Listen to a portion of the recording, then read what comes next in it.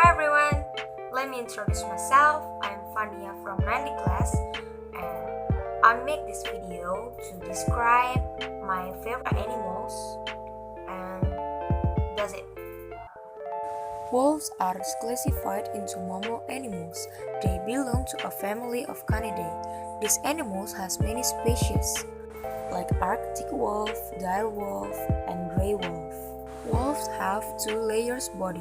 Top layer function is dirt resistant and bottom layer function is water resistant. Wolves are able to live for 6 years and also they can be found in certain areas as North America and Northwest Coast.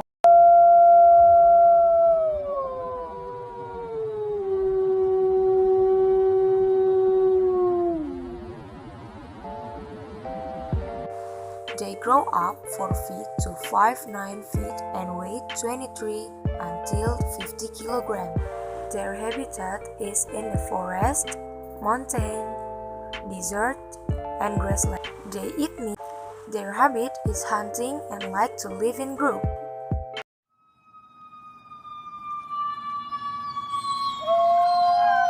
These animals has a long and powerful legs, and also they have a mighty stamina. Well, thanks for watching and have a nice day.